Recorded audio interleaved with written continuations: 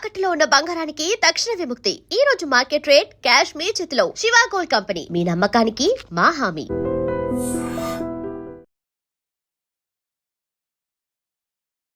ఎప్పుడైనా మీ పక్షాన పోవడానికి సిద్ధంగా ఉన్నా. ఇక్కడ నిలబడతా, అడ్డం పడతా, ఏ దానికైతే ఆడదాకా నేను మీ ఎంబడి ఉంటా. 12 ఏళ్ల తెలంగాణలో ఏం జరుగుతోంది?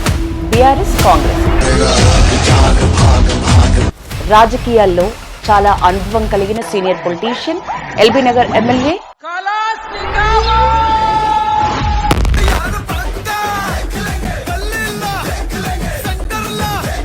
హుందాగా మాట్లాడతారు. మూసీ నది అభివృద్ధి చేయాలంటే ఈ 3 స్టెప్స్ తీసుకోవాలి సార్. ఏదో విధంగా ఇండ్లకు రెడ్ మార్కులు చేసి మేము మార్కింగ్ చేసేసి నేను పేగులు మెడలు వేసుకుంటా, లాగులలో తొండలు వదిలిపెడతా. కానీ అప్పుడప్పుడు కంట్రోల్ తప్పుతారు. ఎందుకంటే నా మీద ఎటువంటి అలిగేషన్స్ లేవు కాబట్టి ఏదన్నా నా మీద బురద జల్లాలి కాబట్టి. రేవంత్ వచ్చిన 1 ఇయర్కే ఎందుకు బీఆర్ఎస్ లోకి వచ్చినారు? కాంగ్రెస్ పార్టీలో ఎప్పుడైతే నాకు ద్రోహం జరిగిందో ఏ కార్యకర్తకు కూడా రేపొద్దున మంచి జరగదు. రాజశేఖర్ రెడ్డి హయాం నుంచి కాంగ్రెస్ ని చూస్తున్నారు.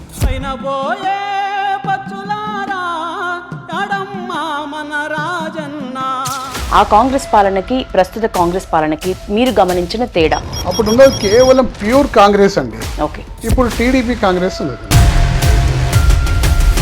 బీఆర్ఎస్ పాలనలో దాదాపు 10 పేపర్ లీకులు అయినాయి. బీఆర్ఎస్ మేము సేఫ్ అనుకుంటున్నారా?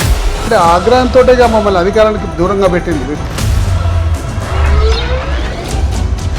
ఇప్పుడు రేవంత్ కి మీరేమైనా సలహా ఇవ్వాలనుకుంటే ఏమిస్తారు? మేమేం చెప్పినా మూసీకి వ్యతిరేకం అనే ముద్ర మా మీద వేసే ప్రయత్నం ముఖ్యమంత్రి గారు చేస్తుండ్రు.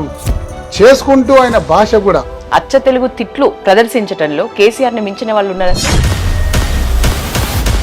దోమతెర వేసుకొని వచ్చి ఒక ప్రెస్ మీట్ పెట్టాలనే ఆలోచన ఎవరిది? అసలు ఎట్లా వచ్చింది? ఆయిల్ బాల్స్ అని వేస్తాం. ఓకే, ఆయిల్ అంతా కూడా నీళ్ళలో స్ప్రెడ్ అయినప్పుడు అవి కూడా దోమలు గుడ్లు పెట్టినా కానీ చచ్చిపోతాయి. దాని తర్వాత ఎంటమాలజీ డిపార్ట్మెంట్ యొక్క మందు స్ప్రే చేస్తాం. ఈ 3 స్టేజెస్లో దోమల్ని మేము కంట్రోల్ చేసేవాళ్ళం. కరెక్ట్ టైం చూసి బీజేపీలోకి వచ్చేది హరీష్ రావే, బీజేపీ నుంచి సీఎం అయ్యేది కూడా హరీష్ రావే అని వచ్చిందా మీద? కాంగ్రెస్ పార్టీ టీడీపీ ఒకటైనప్పుడు బీజేపీ బీఆర్ఎస్ దేశంలో ఉన్న ఏ పార్టీ అయినా ఒకటి కావచ్చు. కాళేశ్వరం ప్రాజెక్టు ఫ్లాప్ ప్రాజెక్టు, కాళేశ్వరంలో అవినీతి జరిగిందని నమ్మించే ప్రయత్నంలో ముఖ్యమంత్రి గారు నమ్మించి అంటారేంటి సార్? ఇప్పుడు కూడా పూర్తి స్థాయిలో ఎత్తిపోసుకుంటలేము కదా మనం. ఎందుకు పోసుకుంటలేదండి?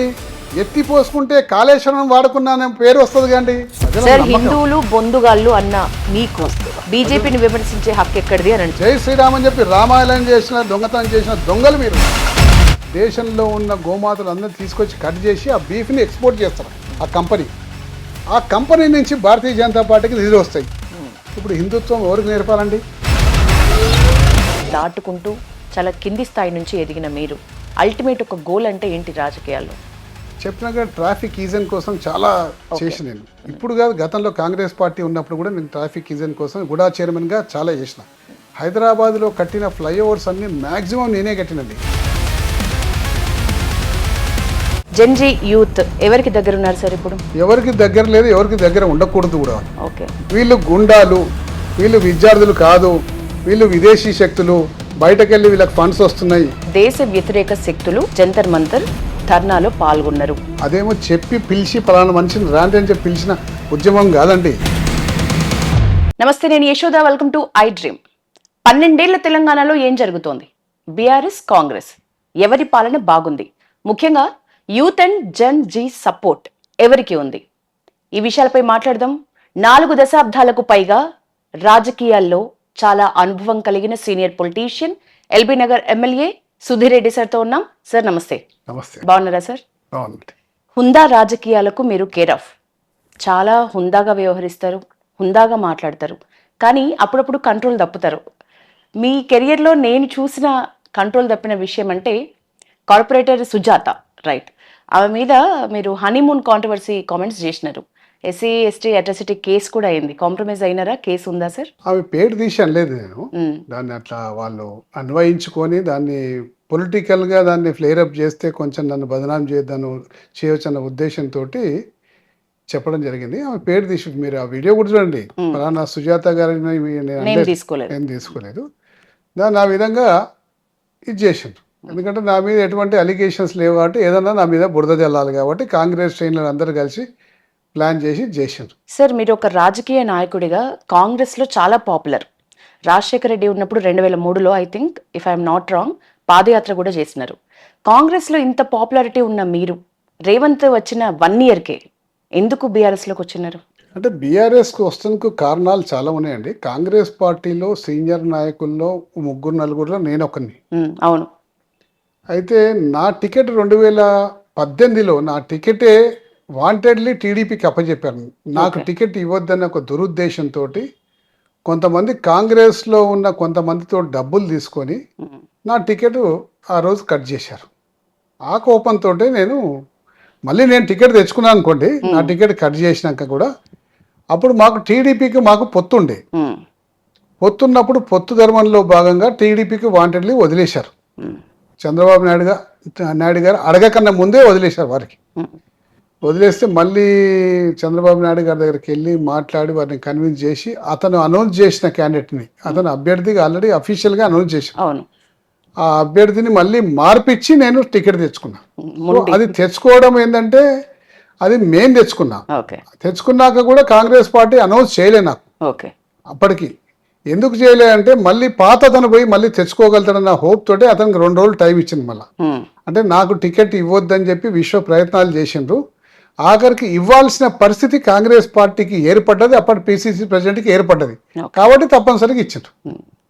మీరు కూడా మొండిపట్టు అసలు ఎక్కడ కూడా వీడలేదు ఆ టైంలో. మరి నేను కాంగ్రెస్ పార్టీలో ఉండి 84 నుంచి ఎన్ఎస్యుఐ జెండా నుంచి మోసుకుంటూ యూత్ కాంగ్రెస్, పెద్ద కాంగ్రెస్ అన్ని స్థాయిలలో కాంగ్రెస్ పార్టీకి పని చేసిన నేను చేస్తే అక్కడ ఎవరో పిసిసి ప్రెసిడెంట్గా కూర్చొని ఆయన డైరెక్ట్ ఢిల్లీకి వెళ్ళి దిగొచ్చి ఆయన పిసిసి ప్రెసిడెంట్ అయితే మరి మా భవిష్యత్తుని ఆ విధంగా పూర్తి చేద్దామని ప్రయత్నం చేస్తే మేము మాత్రం ఎందుకు ఊరుకుంటామండి? సార్, రాజకీయాల్లో ఎక్కువ కాంగ్రెస్లో ఉన్నారు. ఎప్పుడైనా ఈ కాస్త టైం అటే ఉంటే ఇప్పుడు ఈ పార్టీకి నేను మంత్రిని అయ్యేవాడిని అని అనిపించలేదా? లేదండి, అట్లేమో అనిపించలేదు. కాంగ్రెస్ పార్టీలో ఎప్పుడైతే నాకు ద్రోహం జరిగిందో ఏ కార్యకర్తకు కూడా రేపొద్దున మంచి జరగదు. అప్పటికే చాలామంది మంచి మంచి సీనియర్ నాయకులు కాంగ్రెస్ పార్టీని వదిలిపోయినరు. కాంగ్రెస్ పార్టీ కల్చరే అంతండి. కాంగ్రెస్ పార్టీ కల్చర్లోనే ఉన్నది సొంత పార్టీ వాళ్ళే ద్రోహం చేయాలి, సొంత పార్టీ వాళ్ళనే కాలుబట్టి గుంజాలి అని చెప్పేసి కాంగ్రెస్ పార్టీ నరాల్లో అది ఉన్నది. కాబట్టి నాకు ఏ రోజు కూడా నేను పొరపాటు చేసిన అనుకోను, నాకు మంత్రి పదవి వస్తుందేమో అని చెప్పి ఆలోచన ఎక్స్పెక్ట్ చేసినారా? రేవంత్ రెడ్డి గారు ఈ స్థాయికి ఎదుగుతారు అని ఎక్స్పెక్ట్ చేసినారా? దగ్గరగా నేను ఎక్స్పెక్ట్ చేశాను అండి. రేవంత్ రెడ్డి గారు ఎక్స్పెక్ట్ చేశాను. ఖచ్చితంగా రేపొద్దున వారు మంచిగా ఒక కీ రోల్ ప్లే చేస్తారని చెప్పి నేను ఎక్స్పెక్ట్ చేశాను. ఎందుకంటే కాంగ్రెస్ పార్టీలో 10 మందిని 100 మందిని జమ చేసే శక్తి ఆ రోజుల్లో ఉన్న నాయకులకు ఎవరికి లేదు.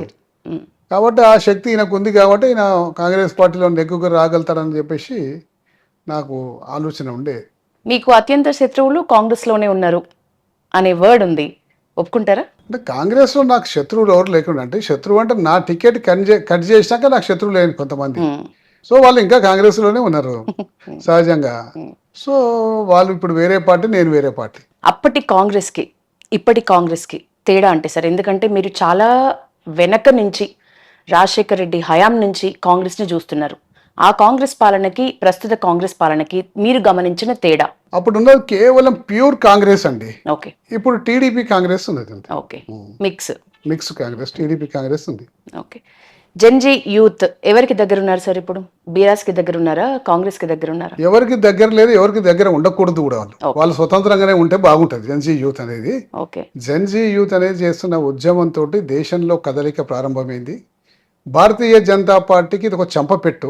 ఇప్పటి వరకు చేసిన అనేక రకాల వాళ్ళు అణిచివేత ధోరణి జెన్జీలో కూడా చేద్దామని ప్రయత్నం చేసిండ్రు, కానీ కుదరలేదు. సక్సెస్ అయినరు వాళ్ళు. జెన్జీ కంపల్సరీ ధర్మేంద్ర ప్రసాద్ రాజీనామా చేయాల్సిన పరిస్థితి ఏర్పడ్డది. రాజీనామా చేసినాక సోకాల్డ్ మీడియా ఏదైతే ఉన్నదో, నరేంద్ర మోదీకి సంబంధించిన మీడియా అనుకోండి, అప్పట్లో వాళ్ళ యొక్క ఉద్యమంలో ఏ ఒక్క మీడియా ప్రధాన ఛానల్ అది ఉద్యమాన్ని కవర్ చేయలేదు. కేవలం సోషల్ మీడియా ద్వారానే మొత్తం కూడా పాకిపోయింది. సోషల్ మీడియా ద్వారానే దేశ ప్రజలందరూ కూడా చూసిండ్రు. నరేంద్ర మోదీ గారి మీదే ఏ ఒక్కరు కూడా కవర్ చేయలేదు. చేయకపోగా ఉద్యమం అయిపోయినాక ఆయన రాజీనామా చేసినాక జెన్జీలో ఒకడు గుండా ఉన్నాడని, ఒకడు రౌడీ ఉన్నాడని, ఒకరు ఈ విధంగా మాట్లాడిన, ఒకరు ఆ విధంగా మాట్లాడినని అనేక రకాలుగా వాళ్ళ మీద ఆరోపణలు చేసి ఆ ఉద్యమమే నకిలీ ఉద్యమం, ఆ ఉద్యమం వెనుక విదేశీ శక్తులు, మరి విచ్ఛిన్నకర శక్తులు అని చెప్పేసి ప్రజెంట్ చేసే ప్రయత్నాన్ని ఆ రోజు నుంచి ఈ రోజు వరకు చేస్తూనే ఉన్నారు. యూట్యూబ్ ఛానల్స్ అనుకోండి, లేకపోతే ప్రధాన ఛానల్స్ అనుకోండి, అనేక రకాలుగా. కానీ దేశ ప్రజలందరూ కూడా గమనిస్తున్నారు. ఒక ఉద్యమం అంటే కేవలం విద్యార్థులే రారండి. విద్యార్థి ఉద్యమం అంటే అనేక రకాలుగా అందులో ఉన్న వాళ్ళందరూ వస్తారు. ఆ పార్టీ చేస్తున్న అరాచకాలకు వ్యతిరేకంగా ఉన్న వాళ్ళు కూడా వస్తారు. వచ్చినప్పుడు ప్రధానమంత్రిని దూషించిన కొంతమంది, దాన్ని నేను సమర్థించాను. ఓకే, ప్రధానమంత్రిని ఆ విధంగా దూషించడం తప్పే. ఎట్టి పరిస్థితుల్లో ప్రధానమంత్రిని ఆ మాటలు అనకూడదు. కానీ కొన్ని లక్షల మంది పార్టిసిపేట్ చేసిన వాళ్ళ ఉద్యమంలో కొన్ని అపశృతులు కంపల్సరీ ఉంటాయి. కానీ ఈ ప్రధాన మీడియా ఆ ఉద్యమం జరుగుతున్నప్పుడు ఏది కవర్ చేయకుండా, ఉద్యమం అయిపోయిన తర్వాత వాళ్ళు ఈ విధంగా మాట్లాడిన, వాళ్ళు ఈ విధంగా మాట్లాడిన, అది మాత్రమే హైలైట్ చేసుకుంటూ వీళ్ళు గుండాలు, వీళ్ళు విద్యార్థులు కాదు, వీళ్ళు విదేశీ శక్తులు, బయటకెళ్ళి వీళ్ళకి ఫండ్స్ వస్తున్నాయి అని అనేక రకాలుగా దాన్ని ఉద్యమాన్ని నీరుగార్చే ప్రయత్నం ఈ రోజు వరకు చేస్తూనే ఉన్నారు. అభిజిత్ దీప్కే అమెరికా పోయిండు, మళ్ళీ తిరిగి వచ్చిండు. అతనికి నిధులు ఎవరు ఇచ్చిండ్రు, ఆ నిధులు ఎక్కడికి వెళ్ళి వచ్చినాయి? దేశంలో ఉన్న కొన్ని లక్షల మంది విద్యార్థులు ఈరోజు అమెరికా, ఆస్ట్రేలియా, కెనడా, దుబాయ్ మరి అనేక నగరాల్లో పోతుండ్రు, చదువుకుంటుండ్రు, మరి ఉద్యోగాలు చేసుకుంటూ తిరిగి వస్తుండ్రు. ఏ విద్యార్థి మీద లేని ప్రశ్న ఇతని మీద ఎక్కడికి వెళ్ళి వచ్చినాయి నిధులు అని చెప్తే అతను స్పష్టంగా చెప్పిండు, నేను లోన్ తీసుకొని పోయినా అని చెప్పిండు. అంటే ఈ విధంగా భారతీయ జనతా పార్టీ ప్రతి ఉద్యమాన్ని ఏదో విధంగా నీరుగార్చే ప్రయత్నం అధికారంలోకి వచ్చినప్పటి నుంచి చేస్తూనే ఉంది, ఇప్పటికీ చేస్తూనే ఉంది.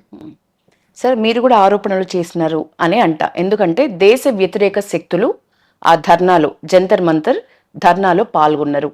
ఏదైతే కాక్రోచ్ పార్టీ అనే ముసుగులో చాలా మంది దేశ వ్యతిరేక శక్తులు అక్కడికి వచ్చినారని పెద్ద పెద్ద కేసులు, చిన్న కేసులు కాదు, చాలా తారస్థాయిలో పెద్ద కేసులు నమోదైనాయి. అట్లాంటి రుజువులు ఉన్నప్పుడు మీరు ఒక మాట అన్నారు, ఆఫ్ కోర్స్ ఇది ఒక మైల్ స్టోన్ లాంటిది. ఇన్ని ఏళ్ల దేశ రాజకీయాల్లో ఒక యూత్ చేసిన ధర్నా, ఒక మంత్రి స్థాయి వ్యక్తి రిజైన్ చేసేదాకా రావటం అనేది ఇది ఒక మైల్ స్టోన్. ఖచ్చితంగా మీరు అభినందించాల్సిన విషయమే, అది ఒప్పుకుంటా. కానీ ఇంకొక మాట అన్నారు, ప్రధానిని విమర్శించడం మీరు ఎలాగూ సమర్థించట్లేదు. అబ్బాయిలు చాలా తీవ్రంగా విమర్శించిండ్రు, అమ్మాయిలు కూడా చాలా దారుణంగా విమర్శించకూడని రీతిలో విమర్శించిండ్రు. అవి పక్కన పెడితే దీంతో పాటు రుజువులు కూడా బయటకు వచ్చినాయి. వీటికేమంటారు? చూడండి, ఏ రుజువులు బయటికి రాలేయండి, ఒకటేమండి అండి. ఇప్పుడు అంతమంది ఉద్యమంలో అదేమో చెప్పి పిలిచి ఫలానా మనిషిని రాండి అని చెప్పి పిలిచిన ఉద్యమం కాదండి. సోషల్ మీడియా ద్వారా ప్రచారం అయి వచ్చిన ఉద్యమం. దానికి బాధ్యతలు ఎవరోడో వల్ల విచ్ఛిన్నకర శక్తులు వస్తే టోటల్ ఉద్యమాన్ని నీరుగార్చే ప్రయత్నం చేస్తుండ్రు, అది రాంగ్. ఓకే, ప్రధానమంత్రిని వ్యక్తిగతంగా దూషించడం రాంగ్, తప్పు. దాని మీద ఖచ్చితంగా కేసులు పెట్టాల్సిందే. దాన్ని ఎటువంటి పరిస్థితిలో ఎవరు కూడా సమర్థించరు. మీరు విమర్శించాలనుకుంటే ఒక లైన్ ఉంది, ఒక భాష ఉంది, ఆ భాష ప్రకారం విమర్శించండి. కానీ భాష దాటి, పరిధి దాటి విమర్శించడం కరెక్ట్ కాదు. దాన్ని ఎవరు కూడా సమర్థిస్తలేరు. కానీ ఆ ఉద్యమమే అసలు విదేశీ శక్తులతో నడిచింది. ఆ ఉద్యమమే నీరుగార్చే ప్రయత్నాన్ని ఈరోజు భారతీయ జనతా పార్టీ చేస్తుంది. అది చాలా పొరపాటు అని చెప్పేసి నేను ఈ సందర్భంగా చెప్తాను. ఇక్కడ ఇంకొక విషయం సార్, మన తెలంగాణలో బీఆర్ఎస్ పాలనలో దాదాపు 10 పేపర్ లీకులు అయినాయి. 10 పేపర్ లీగ్లలో ఎవరి మీద కూడా ఒక కేసు జరగలేదు, ఒక మంత్రి కానీ ఎవరు కానీ రిజైన్ చేయలేదు. అప్పుడు సబితా ఇంద్రారెడ్డి విద్యాశాఖ మంత్రిగా ఉన్నారు, మిగతా 2 మంత్రులు ఉన్నారు, అయినా కూడా ఎవరు రిజైన్ చేసే పరిస్థితి రాలేదు. సో బీఆర్ఎస్ మేము సేఫ్ అనుకుంటున్నారా? లేదండి, ఒక్కసారి నాకు తెలిసినట్టు ఒకసారి పేపర్ లీక్ అయింది. ఎక్కడ ఏ ప్రభుత్వంలో పేపర్ లీక్ అయినా అది తప్పే. దాన్ని ఎవరు కూడా సమర్థించరు. తప్పే. ఇలా ఏదో లీక్ అయిపోయింది కాబట్టి మేము మంచోళ్ళం, వాళ్ళు చెడ్డోళ్ళం అంటున్నారు, తప్పే. ఇది రెక్టిఫై చేసుకొని భవిష్యత్తులో పేపర్ లీకులు జరగకుండా చూసుకోవాల్సిన బాధ్యత ప్రభుత్వాల మీద ఉన్నది. అది ఎవరు చేసినా పొరపాటు. ఇంత రచ్చ అప్పుడు ఎందుకు జరగలేదు అంటున్నా? మరి జరిగింది. జగదీష్ రెడ్డి గారు విద్యాశాఖ మంత్రి, సబితా ఇంద్రారెడ్డి గారు విద్యాశాఖ మంత్రి, ఎవరు కూడా రిజైన్ చేయలేదు. లేదంటే ఆగ్రహంతో మమ్మల్ని అధికారానికి దూరంగా పెట్టింది విద్యార్థులు. ఎస్, ఎగ్జాక్ట్లీ కరెక్ట్ పాయింట్ కి వచ్చినారు సార్. ఆగ్రహంతో మమ్మల్ని అధికారం, అవినీతిని ఏ మాత్రం సహించట్లేదు ఇప్పటి యూత్. అవినీతి లేని ప్రభుత్వాలకు మాత్రమే మా సపోర్ట్ అంటూ వాళ్ళు ఓపెన్ గా స్టేట్మెంట్స్ ఇస్తున్నారు. సో అట్లాంటి అవినీతి వల్లే మీరు పవర్ కోల్పోయినారు. ఇప్పుడు మరి మీకు అవినీతి కాదండి, అవినీతి వేరే, పేపర్ లీక్ వేరే అండి. పేపర్ లీక్ అవినీతికి సంబంధం లేదండి. పేపర్ లీక్ అప్పట్లో ఒకసారి మా దగ్గర గ్రూప్ 1 జరిగినప్పుడు దాని తర్వాత ప్రజలందరూ కూడా ఆగ్రహంగా ఉండే, విద్యార్థులు మా నుంచి దూరం అయిపోయిన ఒక ఉదాహరణ మా అధికారం పోవడం. కానీ ఇక్కడ నేను చెప్తున్న విషయం ఏంటంటే ఎవరు చేసినా పొరపాటే. ఇలా జార్ఖండ్లో ఉద్యమం నడుస్తుందండి. మీరు 2 పార్టీల తీరుతెన్నులు ఒకసారి గమనించాలి. Congress party, Bharatiya Janata party. ఢిల్లీలోనేమో BJP party అధికారంలోకి ఉంది, కాంగ్రెస్ పార్టీ జార్ఖండ్లో అలయన్స్ పార్టీ అధికారం ఉంది. ఢిల్లీలోనేమో కాంగ్రెస్ పార్టీ రాహుల్ గాంధీ గారు జంతర్ మంతర్ దగ్గరకు వచ్చి విద్యార్థులకు మద్దతు తెలిపారు. ఎందుకంటే బీజేపీ అధికారంలోకి ఉంది కాబట్టి బీజేపీని చాలా తీవ్రంగా విమర్శించింది, బీజేపీ లాఠీ చార్జీ చేపించింది, బీజేపీ చాలా సమర్థించుకుంది, మేము చేసింది కరెక్ట్ అని చెప్పి సమర్థించుకుంది. మరి అదే జార్ఖండ్లో లాఠీ చార్జ్ అయింది. లాఠీ చార్జ్ అయితే బీజేపీ జాతీయ ఛానళ్ళు మొత్తం జార్ఖండ్లో జరిగిన సంఘటన విమర్శిస్తున్నాయి. ఢిల్లీలో జరిగిన సంఘటన ఒక్కరోజు కూడా ఒకసారి చూపెట్టలేదు.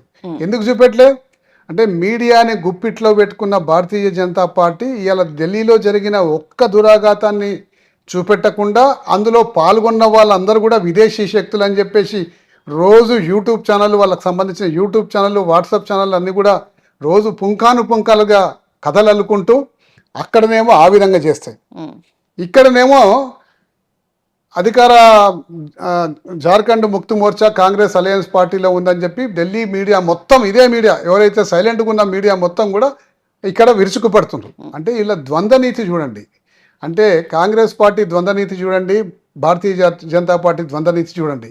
ఈ రెండు పార్టీలు చేసిన ఈ రెండు రాష్ట్రాల్లో జరిగిన పరిణామాలను చూస్తే ఎవరు అధికారంలో ఉంటే అక్కడ వాళ్ళు సైలెంట్గా ఉండి వాళ్ళు చేసిన పని సమర్థించుకుంటారు, కానీ వాళ్ళ తప్పును మాత్రం ఒప్పుకుంటలేరు. ధర్మేంద్ర ప్రధాన్ రాజీనామా చేసిన మాట వాస్తవమే, కానీ ఇందులో విదేశీ శక్తులు మాపై కుట్ర పన్నిండ్రు కాబట్టి మేము ఏదో విద్యార్థులను ఆందోళన చేస్తున్న భవిష్యత్తును దృష్టిలో పెట్టుకొని రాజీనామా చేసినాం, కానీ మా తప్పేం లేదన్నట్టు వివరిస్తున్నాం. మళ్ళీ ఢిల్లీలో చేసిన ధర్నాల గురించి, యూత్ ధర్నా గురించి బీఆర్ఎస్ చాలా గట్టిగా వాయిస్ తీసుకుంది, మాట్లాడింది. ఇక్కడ కేటీఆర్ గారు ధర్నా చేసిండ్రు, అది కూడా పెయిడ్ ఆర్టిస్టులను పెట్టి చేసిందని ఆరోపణలు ఎదుర్కొంటున్నారు.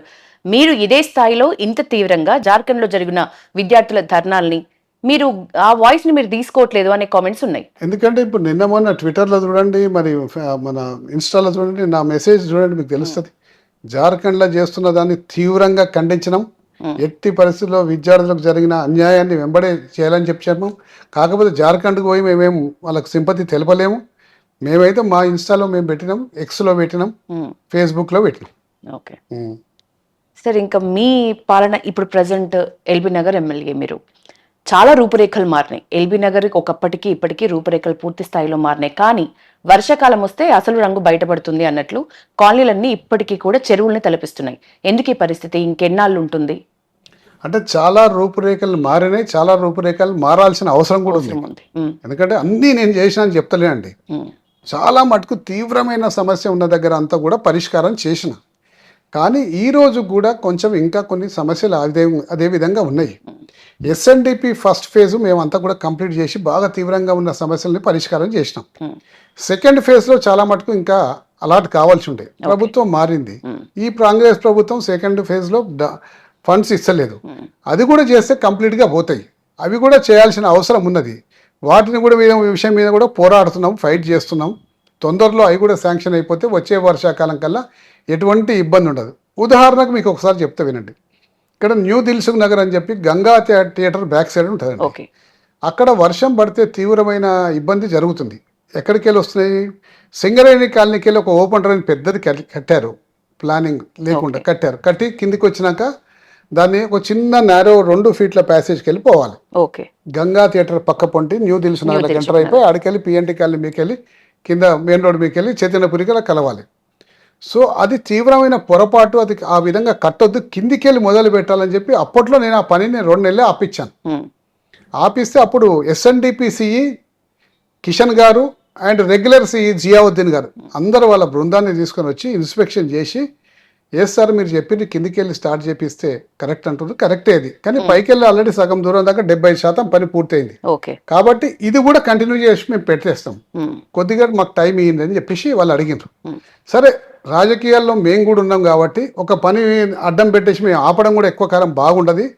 వీళ్లకు ఐడియా రావాలి, వాళ్ళందరూ అధికారుల దృష్టికి రావాలన్న ఉద్దేశంతో ఆపినాం. మేము ఆ అధికారుల దృష్టికి సక్సెస్ఫుల్గా తీసుకుపోగలిగినాం. వాళ్ళు కూడా అంత కింద ఎస్టిమేట్స్ ప్రిపేర్ చేసిండ్రు. ఇంతలా ఎలక్షన్ నోటిఫికేషన్ వచ్చింది, టెండర్ లేద్దామంటే. ఎలక్షన్ జరిగిపోయింది, ఈ రోజు వరకు టెండర్ లేదు. మొన్న కూడా వెళ్ళి ఫైట్ చేస్తే 25 crores కోసం గవర్నమెంట్కు పంపించినాము. 25 కోట్ల రూపాయలు ఎస్టిమేట్ చేసి గవర్నమెంట్కి పంపించినాం. తొందరలో శాంక్షన్ అయిపోతుందని చెప్పారు. అది శాంక్షన్ అయిపోతే వచ్చే సంవత్సరం వర్షాకాలం కల్లా న్యూఢిల్లీ నగర్ ఆ పరిసర ప్రాంతాల్లో ఉన్న ఏ కాలనీలో కూడా ఈ ప్రాబ్లం రాదు. Okay, water problem. Water so ఒక problem. మంచి ప్రణాళిక అయితే ఉంది. ఆల్రెడీ ప్రోగ్రెస్ లో ఉందండి, దాన్ని ఏం వదిలిపెట్టలే మేము. ఓకే కాకపోతే ఈ ప్రభుత్వం నిధులు యొక్క డిలే అయిపోయింది కానీ ఏం వదిలిపెట్టలే. Sir, next Hayathnagar, Vanasthalipuram, LB Nagar, Dilsukhnagar, ఈ ట్రాఫిక్ సమస్య ఇంకెన్నాళ్లకు తీరుతుంది సార్? ఇప్పుడు పైన ఫ్లైఓవర్ కనిపిస్తూ ఉంటుంది, మెట్రో కనిపిస్తూ ఉంటుంది, అయినా కూడా ఎక్కడికక్కడ ట్రాఫిక్ స్తంభిస్తూ ఉంటుంది. అంటే ఇప్పుడు చూడండి, ఈ ట్రాఫిక్ యొక్క సమస్యని తీవ్రతను తగ్గించగలిగినాం మేము, ఓకే, మొత్తం సాల్వ్ చేయలేకపోయినాం. ఇది మెట్రోగా లేకుంటే, లేకపోతే ఇప్పుడు ఎల్బీ నగర్ ఫ్లైఓవర్ లేకుంటే, బైరాములగూడ ఫ్లైఓవర్ లేకుంటే, మరి కామినేని ఫ్లైఓవర్ లేకుంటే, నాగోల్ ఫ్లైఓవర్ లేకుంటే ఈ ట్రాఫిక్ సమస్య ఇంకా 10 రెట్లు ఎక్కువ ఉండేది. ఇప్పుడు దాన్ని సాధ్యమైనంత వరకు డీకంజెషన్ చేయగలిగినాం, కానీ ఇంకా ఇంప్రూవ్ చేయాలి, ఇంకా చేయాల్సిన అవసరం. సార్ ప్లాన్ ఏముంది? ప్లాన్ ఏముందంటే ఇంకా ఇంప్రూవ్ చేయాలంటే మూసీ ప్రక్షాళన కార్యక్రమాన్ని కంపల్సరీ చేయాలండి. మూసీ ప్రక్షాళన కార్యక్రమాన్ని కేసీఆర్ గారి నాయకత్వంలో, కేసీఆర్ గారు ముఖ్యమంత్రి గారు ఉన్నప్పుడే మొదలుపెట్టినాం మేము. Sir, Musi river front limited మీరు చైర్మన్ గా ఉన్నారు, ఎంతో అనుభవం ఉంది, ఎంతో దగ్గర నుంచి ఆ ప్రాబ్లమ్స్ ని చూసిన వాళ్ళు మీరు. అప్పటి కేసీఆర్ ప్రణాళికకి ఇప్పటి రేవంత్ ప్లాన్ కి మీరు గమనిస్తున్న తేడా ఏంటి? ఏదైనా రాంగ్ జరుగుతోంది అనిపిస్తుందా, లేకపోతే సూటిగా ఇప్పుడు రేవంత్ కి మీరు ఏమైనా సలహా ఇవ్వాలనుకుంటే ఏమిస్తారు? కేసీఆర్ గారు పగడ్బందీగా మూసీ ప్రక్షాళన కార్యక్రమాన్ని మొదలుపెట్టినారు. ప్రజలకేమి ఇబ్బంది కాకుండా ఒకటికొకటి చేద్దామని చెప్పేసి మొదటి స్థాయిగా 3,800 కోట్ల రూపాయలతోటి మూసీ నదిలోకి ప్రవహిస్తున్న మురుగునీరు అంటే డ్రైనేజ్ వాటర్ అంతా శుద్ధి చేసే కార్యక్రమాన్ని దాదాపు 10,000 కోట్ల రూపాయలు అయిపోతుంది. అదొక పార్ట్ సపరేట్, అది వాటర్ వర్క్ సంబంధించిన అంశం. అది ఓకే, అందులో 3,800 కోట్ల రూపాయలు శాంక్షన్ చేసి 33 STPల్ని ఆ రోజు మొదలు పెట్టిండ్రు. ఓకే, కేసీఆర్ గారు ముఖ్యమంత్రిగా ఉన్నప్పుడు నేనే చైర్మన్గా ఉంటే మొదలుపెట్టిన దాదాపు 75% పూర్తి అయిపోయినాయి. ఒక 25% ఇంతలో ప్రభుత్వం మారింది, 25% రేవంత్ రెడ్డి గారి ఆధ్వర్యంలో పూర్తి అయిపోయి ఆయన ఇనాగ్రేషన్ చేసింది. కానీ మొదలైంది ఎప్పుడు? కేసీఆర్ గారి ప్రభుత్వంలో మొదలైంది. ఫస్ట్ స్టేజ్లో మూసీలో ప్రక్షాళన కార్యక్రమం జరగాలంటే మూసీలో కలుస్తున్న మురుగునీరు డ్రైనేజ్ వాటర్ అంతా శుద్ధి చేసే ప్రక్రియను మనం సంపూర్ణంగా 100% చేసుకోవాలి. అది కేసీఆర్ గారు మొదలుపెట్టినారు. 30% పూర్తి అయిపోయింది. ఇంకా 60-70% ఈ కాంగ్రెస్ పార్టీ పూర్తి చేయాలి. అది చేయకుండా 2 సైడ్ల రోడ్ ఆలోచన చేయకుండా డైరెక్ట్ మీ ఇండ్లు కూలగొడతాం అని చెప్పి డైరెక్ట్ వచ్చి మార్కింగ్ చేసి, రెడ్ మార్కింగ్ చేసేసి ప్రజల్ని భయభ్రాంతులు చేసి హైడ్రాని పంపించేసి ఈ విధంగా భయభ్రాంతులు చేసేసారు. మేమేమంటున్నాము ముఖ్యమంత్రి గారికి, అయ్యా మూసీ నదిలో చేయాలంటే 3-4 స్థాయిలు ఉంటాయి, 3-4 స్థాయిలో ఫస్ట్ 3 స్థాయిలు చేయండి, ఫైనల్ స్థాయికి మీరు వచ్చినప్పుడు అప్పుడు మీరు ఇల్లు కూలగొడతారా, రీప్లేస్మెంట్ చేస్తారా, లేకపోతే వాళ్ళకి నష్టపరిహారం ఇస్తారా, వాళ్ళకి అన్యాయం కాకుండా ఇంకో ప్లాట్ ఇస్తారా, లేకపోతే ఏమి ఇస్తారా, అది తర్వాత సంగతి. ఫస్ట్ ఈ కార్యక్రమం చేయండి అని చెప్పి మేము అంటున్నాం.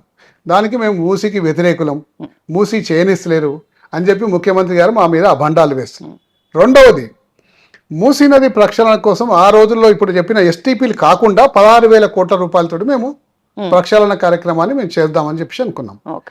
వీరు ముఖ్యమంత్రి గారు ఒక మీటింగ్లో 50,000 కోట్ల రూపాయలతోటి మూసీ ప్రక్షాళన కార్యక్రమాన్ని చేపడుతున్నా అని చెప్పి స్వయంగా ఆయన చెప్పింది. దాని తర్వాత 1 మంత్లో ఇంకొక 1 మంత్లో ఇంకో మీటింగ్లో 75,000 కోట్ల రూపాయలతోటి మూసీ ప్రక్షాళన చేస్తున్నా అని చెప్పి చెప్పిండు. ఇంకొక 1 మంత్లో 1,50,000 కోట్ల రూపాయలతోటి మూసీ ప్రక్షాళన చేస్తా అని చెప్పేసి చెప్పిండు. చెప్పే వరకు మేము వ్యతిరేకించినవి ఏంటంటే ఇందులో పెద్ద ఎత్తున అవినీతి ఏదో ముఖ్యమంత్రి గారు చేయబోతున్నారు, కాంగ్రెస్ పార్టీ చేయబోతున్నది. ఒకసారి 50,000, ఒకసారి 75,000 కోసం, ఒకసారి 1,50,000 కోట్లు. 3 నెలల్లో 3 స్టేట్మెంట్లు మారినాయి. దీని వెనుక ఏదో కథ ఉంది కాబట్టి దీన్ని మేము వ్యతిరేకిస్తున్నాం, కానీ మూసీ ప్రక్షాళన వ్యతిరేకిస్తున్నాం. అర్థమైందా సార్ మీకు? మూసీ ప్రక్షాళన అంటే మేము ఈ రోజు కూడా అనుమానపడదు, 75,000 కోట్ల రూపాయలు 1,50,000 కోట్లు కాబట్టి మేము 16,000 కోట్లలో చేస్తానికి మేము సిద్ధంగా ఉన్నాం. ఎప్పుడైతే టీఆర్ఎస్ పార్టీ 16,000 కోట్ల రూపాయలు చేస్తానికి రెడీగా ఉండేనో అప్పటికి ఇప్పటికి 3 సంవత్సరాలు తేడా వచ్చింది. 3 సంవత్సరాలు తేడా వస్తే ఒక 15%, 20% కాస్ట్ పెరుగుతుంది. పెరిగినప్పుడు ఒక 20,000 కోట్లు కావచ్చు. అంతేగాని 75,000, 1,50,000 కోట్లు ఎట్లయితాయి? దీని మీద అవినీతి జరగబోతుంది అన్న అనుమానాన్ని ఈరోజు మేము వ్యక్తం చేస్తున్నాం. కాబట్టి మూసీకి ఎప్పుడు కూడా మేము వ్యతిరేకం కాదు. మూసీ ప్రక్షాళన కార్యక్రమం మొదలైందే కేసీఆర్ గారి నాయకత్వంలో, కేసీఆర్ గారి హయాంలో మొదలైంది. ఇప్పుడు కట్టిన STPలన్నీ కేసీఆర్ గారు శాంక్షన్ చేసిన ఎస్టీపీలు అండి, అంతేగాని రేవంత్ రెడ్డి గారు చేసిన ఎస్టీపీలు కాదు. అది మేము వ్యతిరేకిస్తున్నాం. ఇండ్లు కూలగొట్టేదానికి ఒకటి వ్యతిరేకిస్తున్నాము. ఈ అవినీతి కార్యక్రమం 1,00,000 కోట్లు అనే దానికి వ్యతిరేకిస్తున్నాం, అంతే తప్ప మూసీ నదికి డెవలప్మెంట్ ప్రక్షాళనకి ఏ రోజు కూడా వ్యతిరేకిస్తలేము. కానీ as a citizen of Telangana ఖచ్చితంగా మూసీ నది కావాలి, ప్రక్షాళన జరగాలి, దాన్ని మేము స్వాగతిస్తున్నాము. కానీ అందులో మీరు వేసే అడుగులు తప్పు అడుగు వేస్తున్నామని చెప్పేసి ఎప్పటికడుగు ప్రభుత్వానికి మేము చెప్తా ఉన్నాం. కానీ మేమేం చెప్పినా మూసీకి వ్యతిరేకం అనే ముద్ర మా మీద వేసే ప్రయత్నం ముఖ్యమంత్రి గారు చేస్తుండ్రు. చేసుకుంటూ ఆయన భాష కూడా చాలా చండాలమైన భాష. పేగులు తీసి మెడలేసుకుంటా అంటాడు, పండబెట్టి తొక్కుతా అంటాడు, ఉంగబెట్టి గుద్దుతా అంటాడు, లాగులల్లో తొండలు ఎడిచి పెడతా అంటాడు, గుడ్లు వీకి గోటీలు ఆడుకుంటా అంటాడు. ఈ భాష ఏం భాష నాకు అర్థం కాదు. మేము రాజకీయ ప్రధాన ప్రతిపక్ష పార్టీగా మేము కొన్ని సంగతులను మేము వ్యతిరేకిస్తున్నాము. ఎందుకు వ్యతిరేకిస్తున్నామో చెప్తే కానీ తీవ్రమైన ఆగ్రహవేశాలతో ఊగిపోతూ ఈ భాష అంతా కూడా వాడుతున్నాం. దాన్ని కూడా మేము వ్యతిరేకిస్తాం, ఖండిస్తున్నాం. అచ్చ తెలుగు బూతులు, అచ్చ తెలుగు విమర్శలు చేయడంలో, అచ్చ తెలుగు తిట్లు ప్రదర్శించడంలో కేసీఆర్ ని మించిన వాళ్ళు ఉన్నారా సార్? లేదండి, కేసీఆర్ గారు ఏమన్నారండి, సన్నాసులు దద్దమ్మలు అవులేగాళ్ళు ఇట్లా అన్నాడు. సన్నాసులు దద్దమ్మలు అనేది పెద్ద తెలంగాణ యాసలో ఆక్షేపించే భాష కాదండి, అది తెలంగాణ యాసలో రొటీన్ అవుతుంది. ఇదేంటండి మీ కడుపు చీల్చి పేగులు మెడలు వేసుకుంటా అనేది ఆ భాషకి ఈ భాషకి తేడా ఉంది కదండి. గుడ్లు వీకి గోటీలు ఆడతాడా అండి? ఎవరు గుడ్లు వీకి గోటీలు ఆడతాడండి? లాగులలో తొండలు ఇచ్చి పెడతాడా? పండబెట్టి వంగబెట్టి గుద్దుతా పండబెట్టి తొక్కుతా అంటాడా? అంటే ఇది ముఖ్యమంత్రి గారు వాడే భాష కాదండి. ఫ్రస్ట్రేషన్లో ఆయన నిరాశ నిస్పృహలో అర్థమవుతూనే ఉంది. నిన్న మొన్న హరీష్ రావు గారు కేసీఆర్ గారు రక్తం చీల్చి పొదాలలో ఏదో చెప్తా అంటాడు, అదే ఆ భాష. నీకు ఇచ్చింది అధికారం దేనికండి? ఈ రాష్ట్రాన్ని కేసీఆర్ గారు ఇంకా ఏదో చేయలేకపోయిన అభివృద్ధి కాబట్టి కేసీఆర్ గారి మీద వారి నాయకత్వాన్ని మీద ఉన్న పార్టీని పక్కకు పెట్టి కాంగ్రెస్ పార్టీకి అధికారం పట్టం కడితే నువ్వు ఎంతసేపు కేసీఆర్ గారిని తిట్టుకుంటూనే కాలయాపన చేస్తున్నావు. కానీ రాష్ట్ర ప్రజల అభివృద్ధిని ఎప్పుడైనా దాని గురించి దృష్టి పెట్టిందా? నిరంతరం నోరు తెరిస్తే కేసీఆర్ గారి కుటుంబం కేసీఆర్ గారిని తిట్టడమే. ఇంకా 10 ఏళ్ళు మాదే అధికారం అంటున్నారు రేవంత్ రెడ్డి. అది కూడా ఓపెన్ గానే నిర్ణయించేది అధికార పార్టీగా నేను నిర్ణయించలేను, కేసీఆర్ గారు నిర్ణయించలేరు, రేవంత్ రెడ్డి గారు నిర్ణయించలేరండి. ప్రజలు నిర్ణయించాలి. అధికారం మీద కాదా అనేది రాబోయే ఎన్నికల్లో ప్రజలు నిర్ణయిస్తారు. అప్పుడు ప్రజలు చెబుతారు జవాబు, అప్పుడు వాళ్ళు చూడాలి. అంతేగాని ఎవరికారికి అహంకారంగా నేనే 10 ఏళ్ళు ఉంటా, నేనే 20 ఏళ్ళు ఉంటా అంటే కేవలం అహంకారం మాట్లాడిపిస్తున్నారు. అది వాళ్ళ నిజంగా ఆలోచన పరులు, నిజంగా రాజనీతిజ్ఞులు అయితే ఆ మాట మాట్లాడరు. అంటే ఎట్టి పరిస్థితుల్లో కాంగ్రెస్ పార్టీ రాదు. కాంగ్రెస్ పార్టీలో ఉన్న కేడర్ అంతా కూడా నిరాశ నిస్పృహలతో కొట్టుమిట్టాడుకుంటూ ఇతర పార్టీల వైపు చూస్తుంది. కాబట్టి ఇతర పార్టీల వైపు పోకుండా ఆపే ఒక ఆలోచన, ఆ ఆలోచనతో ఇంకా 10 ఏళ్ళు నేను ఉంటా అని చెప్పేసి అంటున్నాడు. అది ప్రజలు నిర్ణయించాలి. ఓకే, మూసి ప్రక్షాళనకే వస్తే సార్, ఇల్లు కూలొద్దు, పేదల ఇల్లు ఏమాత్రం కూల్చకుండా ప్లానింగ్ మొత్తం సక్సెస్ఫుల్ గా జరగాలి అనేది మీకు సాధ్యం అవుతుందా? లేదండి, మాకు సాధ్యమైతే అంటలేండి. నేను మీకు చెప్తానండి, మూసీ నదిలోకి దాదాపు అంటే మూసీ నదిలో ప్రక్షాళన కావాలంటే దాదాపు 100 ఎస్టీపీలు 90 నుంచి 100 ఎస్టీపీలు పెట్టాలండి. 90 చిల్లర ఉంటాయి అనుకుంటా, మేబీ 100 అనుకోండి. 100 ఎస్టీపీలు పెట్టినప్పుడు హైదరాబాద్ లో మూసీలో ప్రవహించే నీరంతా కూడా 100% శుద్ధి జరుగుతుంది. రోజు 2250 ఎంజీడీల నీరు, ఎంఎల్డీ నీరు మూసీలో ప్రవహిస్తుంది. ఎంఎల్డీ అంటే million litre per day. Okay, రోజు 2250 మిలియన్ లీటర్ పర్ డే అలా ప్రవహిస్తుంది. ప్రవహించేదానికి 100% శుద్ధి చేసినప్పుడు మూసీ నది యొక్క వాతావరణం స్వచ్ఛంగా అవుతుంది, మంచిగా ఇంప్రూవ్ అవుతుంది. ఇంప్రూవ్ అయినప్పుడు రెండో స్టేజ్లో ఏం చేయాలంటే మూసీలో ఉన్న అనాదిగా వెనకటి నుంచి వస్తున్న ఇండస్ట్రియల్ సెడిమెంట్స్, ఈ డ్రైనేజ్ వాటర్ సన్న ఒండ్రి మట్టిగా ఫామ్ అయిపోయింది. ఓకే, కాబట్టి దాని మీద ఎంత నీళ్లు స్వచ్ఛంగా అయినా కింద మట్టి అదే మట్టి, గలీజ్ మట్టి ఉంటుంది. ఓకే, కాబట్టి ఆ మొండ్రు మట్టిని అంతా కూడా ఇట్లా తీసి ఒక యూ షేప్ తయారు చేసేసి ప్రవాహాన్ని, స్ట్రీమ్ని మంచిగా మెయింటైన్ చేయాలి. ఇప్పుడు మూసీ నదిలో వర్షం పడితే అండి 2 ఫీట్లు లేచి 3 ఫీట్లు లేచి, బాగా వర్షం పడితే 3-4 ఫీట్లు లేస్తుంది. మామూలు వర్షం పడితే 1 ఫీట్ లేస్తుంది. స్ప్రెడ్ అయి ప్రవహిస్తుంది. అంటే దాదాపు 1 కిలోమీటర్ స్ప్రెడ్ అయి ప్రవహిస్తుంది. వర్షం తగ్గగానే మళ్ళీ డౌన్ అయిపోతుంది. డౌన్ అయినప్పుడు ఏంటంటే ఎక్కడైతే స్ప్రెడ్ అయి ప్రవహించినప్పుడు ఆ గింతలలో అంతా కూడా ఈ మురికి నీరు నిండిపోయి లార్వా, దోమల మీన్స్ మస్కిటో మీన్స్ పెరిగిపోతాయి. లార్వా గుడ్లు పెట్టి దోమలు విపరీతంగా హైదరాబాద్లో అయితే, దోమలు హైదరాబాద్ అయితే బ్రీడింగ్ సెంటర్ మూసి. దాంతో బాగా విపరీతంగా దోమలు ఇదైతాయి. అందులో ఈ మూసీలో పండించే రైతులందరూ కూడా గడ్డి చేలే వాడతారు. గడ్డి చేల వల్ల కూడా దోమలు విపరీతంగా అవుతాయి. అందుకని ఏం చేయాలంటే దీన్ని యూ షేప్కి కట్ చేసేసి అందులో ఉన్న ఒండ్రు మట్టి వేస్ట్ మట్టిని అంతా తీసేసేసి అప్పుడు స్వచ్ఛంగా నీరు వస్తుంది. నీరు స్వచ్ఛంగా ఆల్రెడీ ఎస్టీపీలు పెడితే స్వచ్ఛంగా ఉంటాయి. నీరు ఏమవుతుందంటే ప్రవహిస్తూనే ఉంటుంది. అప్పుడు దాని లెవెల్ ఒక యూ షేప్ చేస్తే అంటే నిరంతరం ప్రవహిస్తుంటుంది. నిరంతరం ప్రవహించే నీటిలో లార్వా దోమలు గుడ్లు పెట్టాయి ఉండయి. కాబట్టి నిరంతరం ప్రవహించే విధంగా చేయాలి. ఈ కట్ చేసినప్పుడు ఈ వేస్ట్ మట్టిని 2 సైడ్లు వేసేసి రోడ్డు కోసం వాడుకోవాలి. ఈ రోడ్డు కోసం వాడుకున్నప్పుడు రోడ్డు మీరు చేసే ఆలోచన ఈస్ట్ వెస్ట్ కారిడార్. అంటే ఈస్ట్ వెస్ట్ అంటే గౌరేలి నుంచి మూసీ వరకు లేదా నాగోల్ నుంచి అక్కడ గండిపేట వరకు ఈ రోడ్డు లింకప్ చేయాలి. ఇక్కడ నుంచి మూసీకి ఈ వైపులో 120 ఫీట్ల రోడ్డు, ఆ వైపున 120 ఫీట్ల రోడ్డు. రోడ్డును లింక్ చేసేటప్పుడు మీకు ఏమొస్తుందంటే అప్పుడు ఇండ్లు కూలగొట్టాలన్నా వద్దా అని వస్తుంది. అప్పుడు ఆలోచన చేసుకోవచ్చు. అప్పుడు ఆలోచన చేసుకోవచ్చు. ఎందుకు అప్పుడు ఆలోచన చేయమంటున్నా ప్రజలు స్పష్టంగా కండ్లతోటి ఈ యొక్క అభివృద్ధిని చూస్తూ ఉంటారు. ఈ అభివృద్ధిని చూసినప్పుడు ప్రజలు స్వాగతిస్తారు. ఇంత బ్రహ్మాండంగా అవుతుంది. అప్పుడు వాలంటరీగా వాళ్ళే ముందుకొచ్చి ఇచ్చే అవకాశం ఉంటుంది. ఎవరైనా ప్రతిపక్ష పార్టీ విమర్శించే పార్టీని తిడతారు ప్రజలు. అరే ఇంత బాగా చేస్తున్నప్పుడు ఎందుకు ఆపుతున్నారు ఈ బీఆర్ఎస్ వాళ్ళని చెప్పి మమ్మల్ని తిడతారు. కాబట్టి ముఖ్యమంత్రి గారు గ్రహించాల్సింది ఏమిటంటే ఫస్ట్ ఈ 2 స్థాయిలు చేసి చూపెట్టినాక 3వ స్థాయి గురించి ఇండ్లు కూలగొట్టాలనా లేదా అనే సంగతి ఆలోచన అప్పుడు చేయాల్సి ఉంది. అసలు మేమే చేసామండి ఆలోచన. మేము చేసినాక 11,000 ఇండ్లు అడ్డం వస్తున్నాయి. ఈ ఇండ్లని డబుల్ బెడ్రూమ్ తీద్దామా సార్ లేకపోతే ఏం చేద్దాం సార్ అని చెప్పేసి అన్ని మార్కు చేసుకొని పోయి ముఖ్యమంత్రి గారి దగ్గర పోయినాం.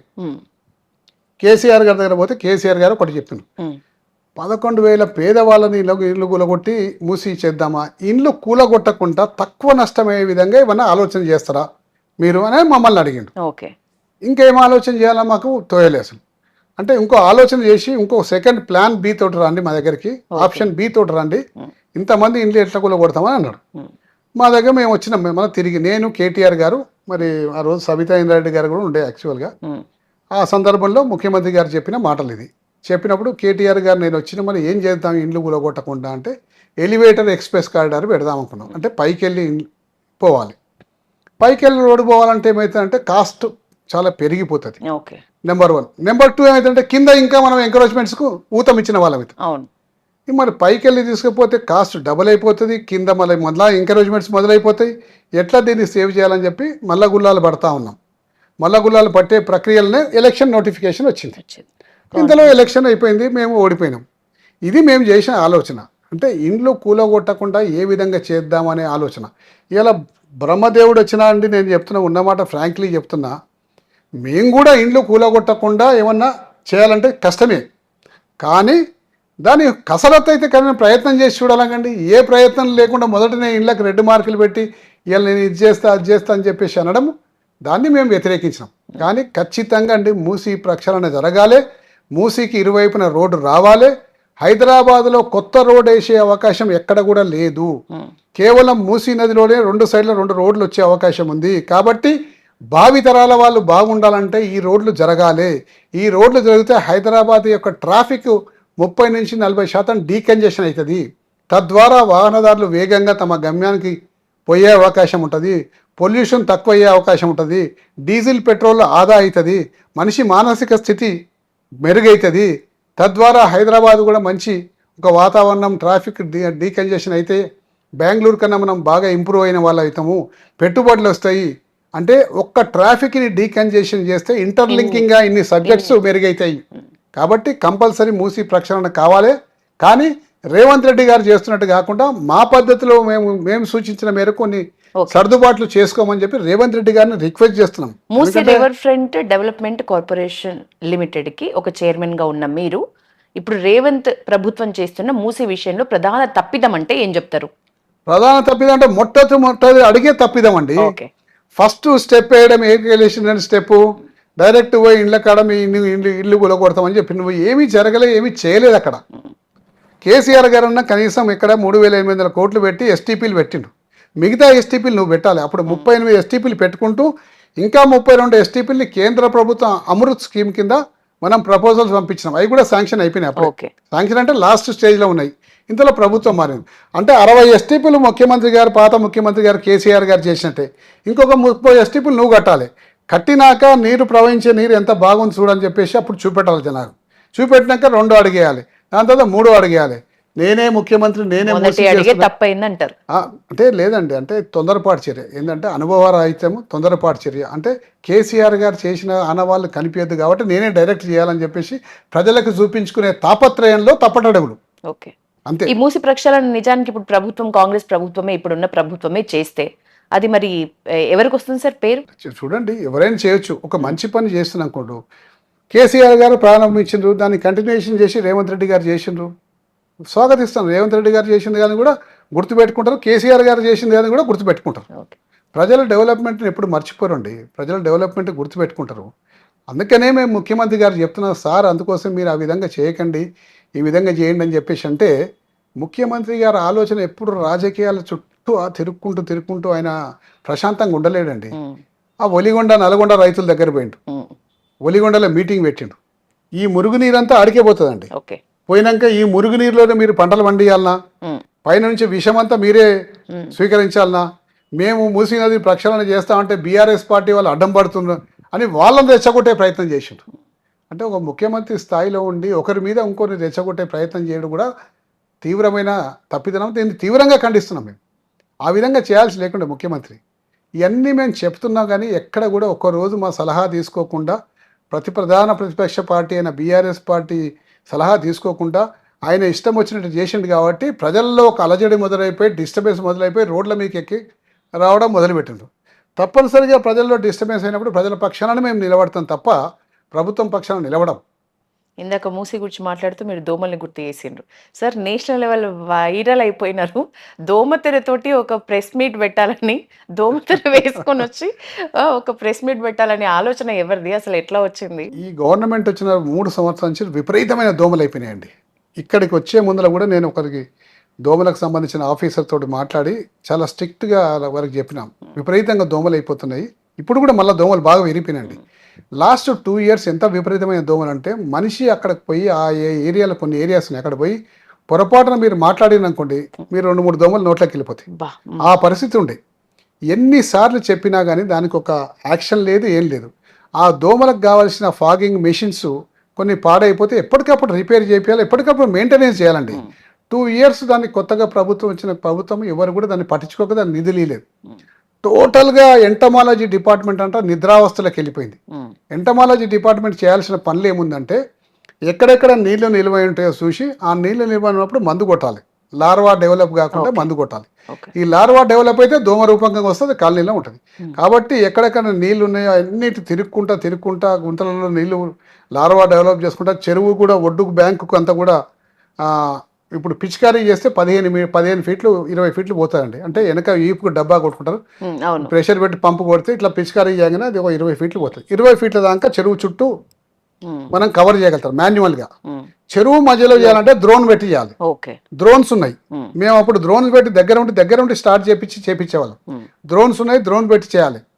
డ్రోన్స్ అన్ని పడుకున్నాయి, పిచికారీ చేసే వాళ్ళు పడుకున్నారు. ఆ డిపార్ట్మెంట్ నిద్రావస్థలకు వెళ్ళిపోయింది, విపరీతమైన దోమలు పెరిగిపోయినాయి. ఎన్నిసార్లు చెప్పినా పట్టించుకుంటలేదని చెప్పి ఆ రోజు ఆ నిరసన నేను చేయాల్సి వచ్చింది. ఆ నిరసన చేసినాక మాకు దాదాపు 11 వెహికల్స్ ఫాగింగ్ మెషిన్స్ వచ్చినాయి. మాకు 11 వెహికల్స్ ఫాగింగ్ మెషిన్స్ వచ్చినాయి. ఇప్పటికి కూడా ఎంటమాలజీ డిపార్ట్మెంట్ అంతా కూడా మార్చి డిఈలకు ఏఈలకు అప్పచెప్పినారు. వాళ్ళకి ఏం తెలుస్తలేదు. పాత ఎంటమాలజీ డిపార్ట్మెంట్ వాళ్ళకి తెలిసేది. ఇలా 2-3 రకాలు ఉంటాయండి దోమల నివారణ చేయాలంటే. 3 స్థాయిలు ఉంటాయండి. దోమల లార్వా గుడ్లు పెట్టినప్పుడు ఏం చేస్తుంటే, అప్పుడు టీఆర్ఎస్ గవర్నమెంట్లో ఉన్నప్పుడు గంబూజియా చేపలు అని ఒక చేపలు ఉంటాయండి. ఆ చేపలని మేము నీళ్ళలో వదిలిపెడతాం. ఇవన్నీ దోమల లార్వా తిండి బతుకుతాయి. సో ఎక్కడికెక్కడ దోమలు గుడ్లు పెట్టగానే వాటి తినేసేసి బతుకుతాయి. తద్వారా దోమలు కొంచెం తగ్గిపోతాయి. అంటే 100 గుడ్లు పెడితే ఈ 90 గుడ్లు తినేస్తాయి, ఓ 10 గుడ్లు మాత్రమే మిగులుతాయి, అవి దోమలు అవుతాయి. కాబట్టి 90% తగ్గినట్టే కండి. దాని తర్వాత ఆయిల్ ముంచిన ఒక ఆయిల్ బాల్స్ అని వేస్తారు. ఆయిల్ అంతా కూడా నీళ్ళలో స్ప్రెడ్ అయినప్పుడు అవి కూడా దోమలు గుడ్లు పెట్టినా కానీ చచ్చిపోతాయి. దాని తర్వాత ఎంటమాలజీ డిపార్ట్మెంట్ యొక్క మందు స్ప్రే చేస్తాం. ఈ 3 స్టేజెస్లో దోమల్ని మేము కంట్రోల్ చేసేవాళ్ళం. ఈ 3 స్టేజెస్లు ఇప్పుడు ఏ స్టేజ్ కూడా సరిగ్గా వాడతలేకపోవడం వల్ల మళ్ళీ విపరీతంగా అయిపోయినాయి దోమలు. దాంతో గుర్రపు డెక్క, సరూర్ నగర్ చెరువులో గుర్రపు డెక్క, మొన్న మేము జెర్సీని కలిసి ఒక నెల రోజుల క్రితం గుర్రపు డెక్క గురించి బాగా మాట్లాడితే ఇప్పుడు గుర్రపు డెక్క క్లీన్ చేపిస్తున్నారు. తీసిన గుర్రపు డెక్క అంతా కట్ట మీద పోసిండ్రు. అదొక గుట్టలాగా అయిపోయింది. కట్ట మీద పోయడం వల్ల ఏమవుతుందంటే ఇంకా దోమలు ఇంకా పెరిగిపోయినాయి. ఇప్పుడే ఫోన్ చేసి వాళ్ళని కోప్పడి ఇడికి వస్తున్నాయి. ఓకే సార్, ఇప్పుడు నెక్స్ట్ 3 కార్పొరేషన్లు అవుతున్నాయి, హైదరాబాద్, సైబరాబాద్, మల్కాజ్గిరి. ఎన్ని గెలిచే అవకాశం ఉంది మీరు? మాకు ఖచ్చితంగా మూడింటికి 3 గెలుస్తామండి. బీఆర్ఎస్ పార్టీ 3 గెలుస్తుంది. ఎందుకు గెలుస్తారని కూడా అనుకోవచ్చు. ఈ హైదరాబాద్ మహానగరంలో ట్రాఫిక్ డీకంజెషన్ చేస్తానికి అనేక రకాల చర్యలు తీసుకొని సక్సెస్ఫుల్గా ఇంప్లిమెంట్ చేసి ఇలా ట్రాఫిక్ కంజెషన్ చేసిన ఘనత బీఆర్ఎస్ పార్టీకి ఉంది. హైదరాబాద్లో మంచినీటి కొరత రాకుండా కూడా చూసుకున్నాం. ఎప్పుడు కూడా మంచినీటి కొరత టీఆర్ఎస్ పార్టీ వచ్చినప్పటి నుంచి మంచినీటి కొరత లేదు. కానీ మొన్న సమ్మర్లో హైదరాబాద్లో మంచినీటి కొరత తీవ్రంగా ఉండే. 750 MGD మనకు అవసరం ఉంటే రోజు 500 MGDలే సరఫరా చేసిండ్రు. 250 MGD తగ్గుంది. ఓకే, ఎందుకు తగ్గిందంటే అండి మీకు అందరికీ తెలవాలి, ప్రజలకు కూడా తెలవాలి. నార్మల్గా కాళేశ్వరం నుంచి హైదరాబాద్కు గోదావరికి వాటర్ పంపింగ్ చేసుకొని గోదావరి ద్వారా మనకు వాటర్ తీసుకుంటాం. మొన్నటి వరకు అంటే ఒక ఆగస్టు 1, 2 వరకు వర్షాలు లేకుండే. ముఖ్యమంత్రి గారే ఎల్నినో ఉంది, ఎల్నినో వల్ల వర్షాలు లేవు, మేమేం చేస్తామని చెప్పేసి చాలా సందర్భాల్లో చెప్పిండ్రు. మొన్నటి వరకు వర్షాలు లేకుండే. ఆగస్టు 1 నుంచి ఇప్పటిదాకా చాలా పెద్ద వర్షాలు పడ్డాయి. ఇప్పుడు ఓకే. అయితే మనకు గోదావరి నుంచి మనకు ప్రాణాయిత మన మేడిగడ్డ నుంచి మనకు వాటర్ పంపింగ్ తీసుకొని హైదరాబాద్కు మనము ఉస్మాన్ సాగర్, హిమాయత్ సాగర్ నింపుకునే అవకాశాలు మనకు ఉన్నాయి. ప్రతిసారి మనకి ఏముందంటే రోజు 2 TMCలు ఆడికెళ్ళి లిఫ్ట్ చేసుకునే అవకాశం ఉండేది. కానీ కాళేశ్వరం ప్రాజెక్టు ఫ్లాప్ ప్రాజెక్టు, కాళేశ్వరంలో అవినీతి జరిగిందని నమ్మించే ప్రయత్నంలో ముఖ్యమంత్రి గారు అంటే సార్ ఇప్పుడు కూడా పూర్తి స్థాయిలో ఎత్తిపోసుకుంటలేము కదా మనం. ఎందుకు పోసుకుంటలేదండి? ఎత్తి పోసుకుంటే కాళేశ్వరం వాడుకున్నానే పేరు వస్తుంది కండి. అందుకని కాళేశ్వరాన్ని బదనాం చేయాలి. కాళేశ్వరాన్ని బదనాం చేసి కాళేశ్వరం పనికిరాదని చెప్పి ప్రజల్లో నిరూపించాలి, రైతుల్లో నిరూపించాలి. కాబట్టి కాళేశ్వరం నుంచి ఎత్తిపోస్తలేరు. మళ్ళీ ఇవాళ ముఖ్యమంత్రి గారు చూడండి, ఇదే పేపర్లో మొత్తం ఎత్తిపోయండి అని చెప్పింది. ఏడికెళ్ళి ఎత్తిపోయండి? గోదావరిలో ఎత్తిపోయామని చెప్పిండు. ఎల్లంపల్లి మరి సుందిలో మొన్న వర్షాలకు గోదావరిలో పుష్కలంగా నీళ్ళు వచ్చినాయి. గోదావరి కూడా నీళ్లు లేనప్పుడు అండి మనకు మేడిగడ్డ దగ్గర మనకు పుష్కలంగా నీళ్లు దొరుకుతాయండి. పైకెళ్ళి ప్రాణాయిత, చెవులకెళ్ళి ప్రాణాయిత, ఆడకెళ్ళి నదిలకెళ్ళి వస్తుంది. ఇక్కడ గోదావరి 2 ఒక దగ్గర కలిసి కిందకి సముద్రం కిందకి వెళ్ళిపోతాయి. ఆడ స్పాట్ దగ్గర మనకు పుష్కలంగా నీళ్లు ఉంటాయి. 93 మీటర్స్ దగ్గర ఎప్పుడు మనం ఎత్తిపోతే మనం చేయలేము. 97, 98 దాటితే ఎత్తిపోతలు చేసుకోవచ్చు. మనకి ఏ రోజు ఎంత లెవెల్ ఉందో సంగతి స్పష్టంగా ఆడ తెలుస్తుంది. ఇలా మీకు లాస్ట్ 1 మంత్ డేటా తీయండి, ఏ రోజు ఎంత ఫ్లో అయిందో సంగతి తెలుస్తుంది. 98 మీటర్స్ మనకు చాలా అనుకూలంగా ఉండే. ఒక 6 days 7 days ఉండే. ఆ 7 daysలో దాదాపు 14 TMCలు ఎత్తిపోసే అవకాశం ఉండే. కానీ ముఖ్యమంత్రి గారు ఎత్తిపోయకుండా హైదరాబాద్లో ప్రజలకు కష్టాలు చూపెట్టండి. నీళ్ళ కష్టాలు.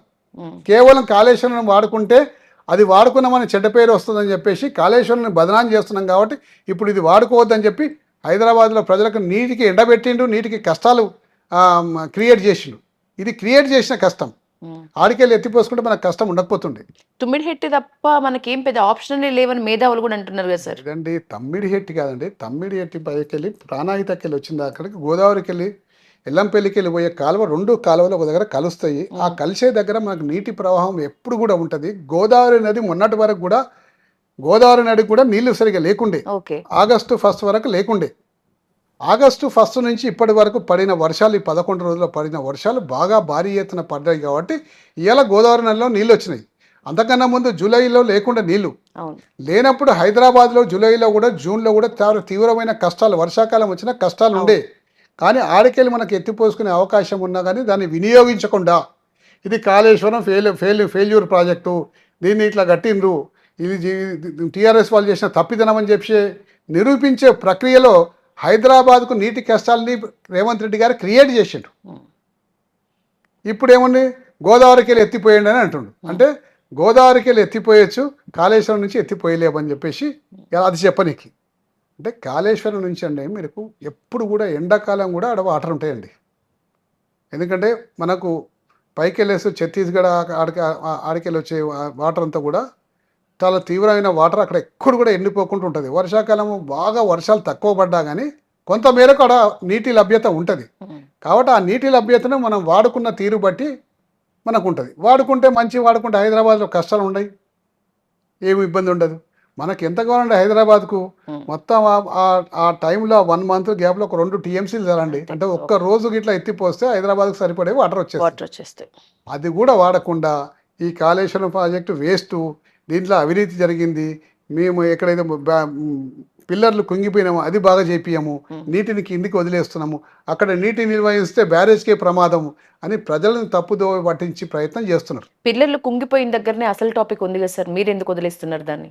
మేము ఎందుకు వదిలేస్తామంటే ఇప్పుడు ప్రభుత్వం మారిందండి, పిల్లర్లు కుంగిపోతుంటే ఇప్పుడు ఇల్లు నేను కట్టినా అండి, ఒక దగ్గర లీకేజ్ అవుతుంది, లీకేజ్ అయితే ఏం చేస్తామండి, ఈ సిమెంట్ ఓడిచ్చిండు వాని మీద ఎంక్వైరీ పెట్టమంటారా, ఇది కట్టిన మేస్త్రి మీద ఎంక్వైరీ పెట్టమంటారా, వాని మీద సిబిఐ ఎంక్వైరీ చేయమంటారా, లేకపోతే ఇవన్నీ చేయమంటారా?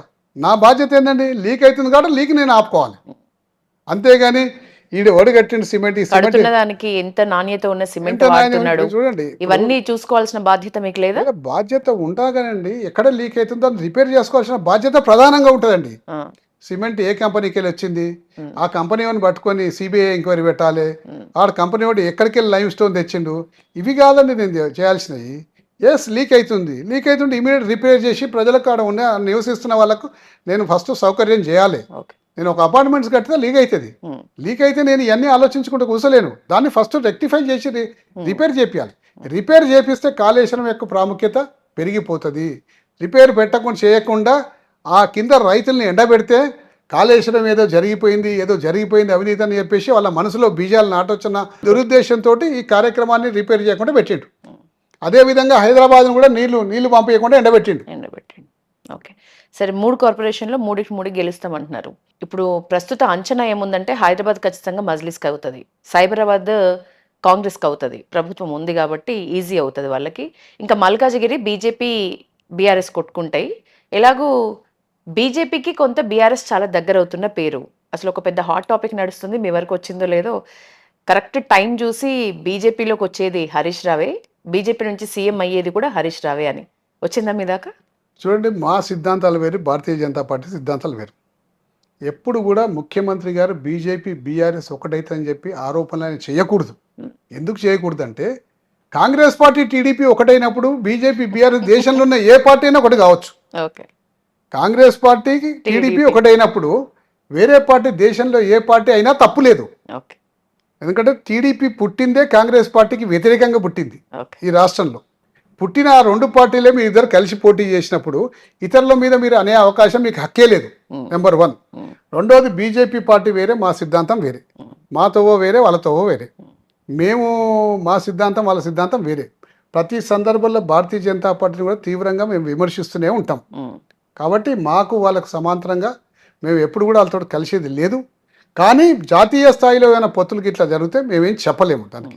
కానీ ఈరోజు కూడా నేను కాంగ్రెస్ పార్టీ మాట అంటే ఇంకా అధికారమే లేదు వాళ్ళకు, అనకూడదు కూడా ముఖ్యమంత్రి గారు ఎప్పుడు. కానీ బీజేపీ బీఆర్ఎస్ ఒకటే, బీజేపీ బీఆర్ఎస్ ఒకటే అని చెప్పేసి చెప్పుకుంటూ బీజేపీ మంత్రులతోటి, బీజేపీకి సంబంధించిన ప్రధానమంత్రితోటి సత్సంబంధాలు నిలుపుతున్న ఏకైక ముఖ్యమంత్రి రేవంత్ రెడ్డి గారు.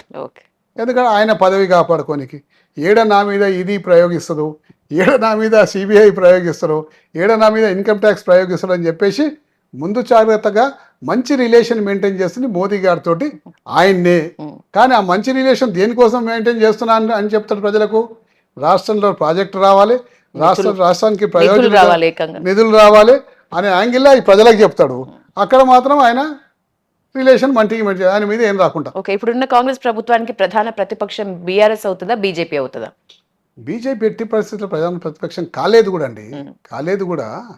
భారతీయ జనతా పార్టీ, నేను ఒక విషయం చెప్తా వినండి. భారతీయ జనతా పార్టీ వెస్ట్ బెంగాల్లో గెలిచినాక వాళ్ళ దృష్టి అంతా కూడా తెలంగాణ మీద పెట్టారు. అవును, తెలంగాణ మీద పెట్టినాక సందర్భంలో ఈ హిందూ సమ్మేళనాలను పెట్టారు.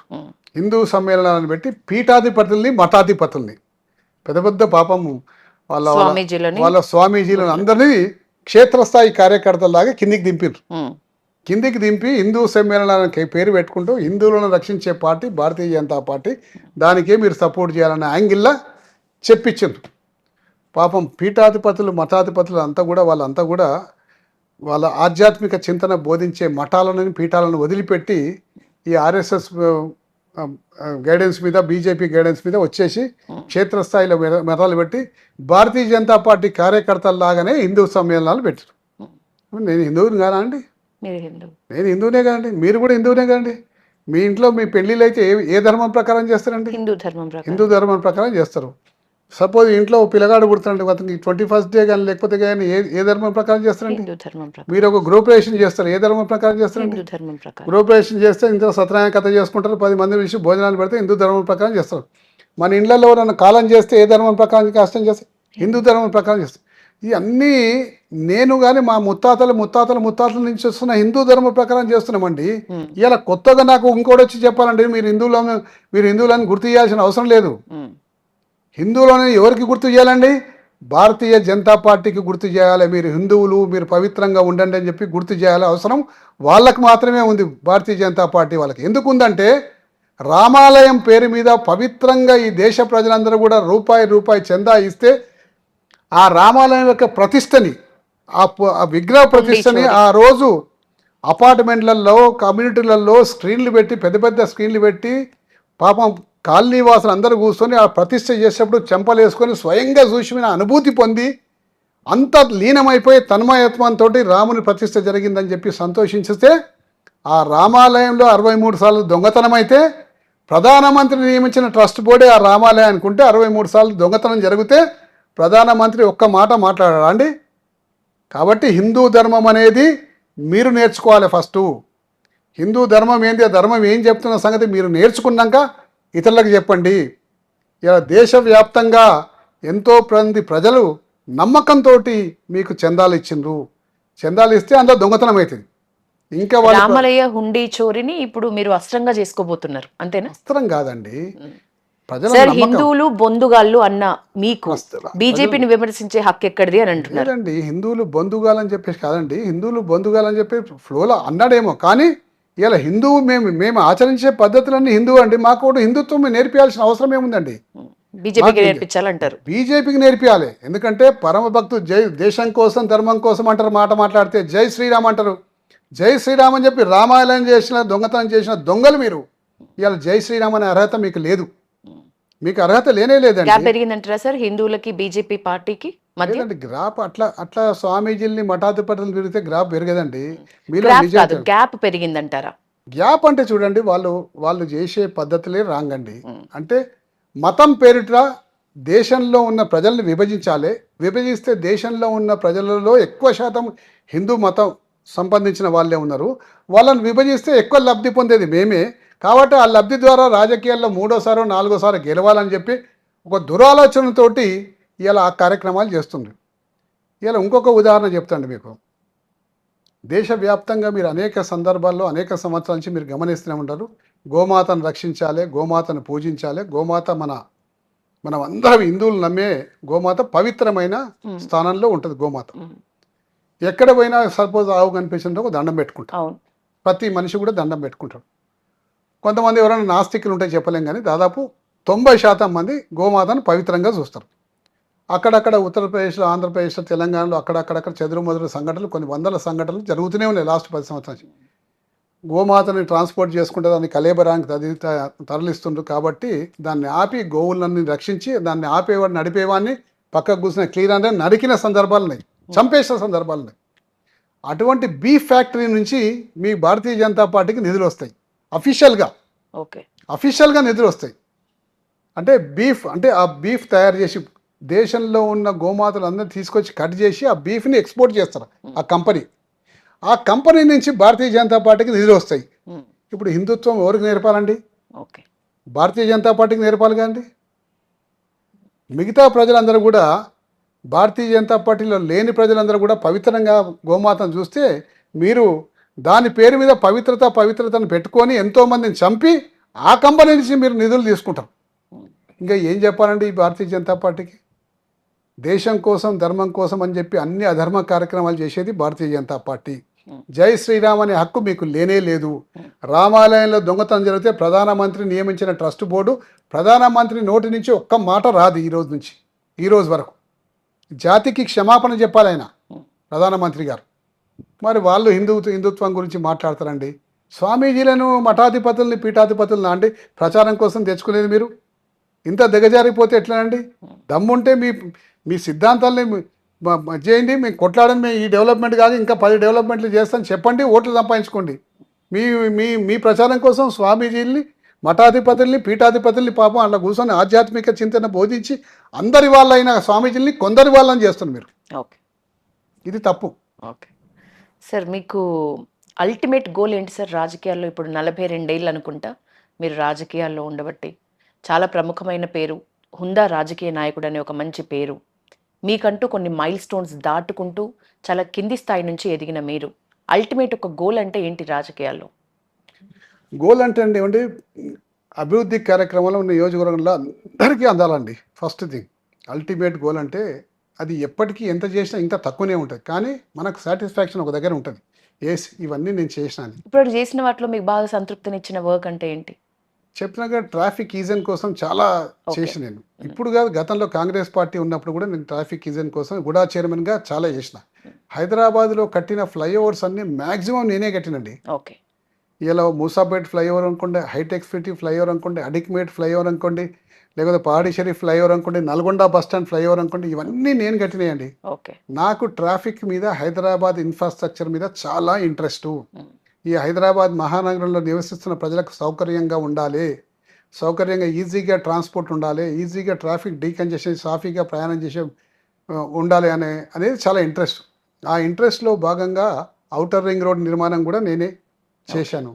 అందరు అనుకుంటున్నారు ఔటర్ రింగ్ రోడ్ నిర్మాణం చేసిన ఏం గొప్ప అనుకుంటా అంటే డిజైను, దాని యొక్క ఆ విడుతు ఉండాలి, ఆ విధంగా అంత విడుతు ఉండాలి, అన్ని లేన్స్ ఉండాలి అని చెప్పి డిజైన్ చేసింది కూడా నేనే డిజైన్ చేయించినండి. చేయించిన ఆ విధంగా ఎగ్జిక్యూట్ చేయించిన.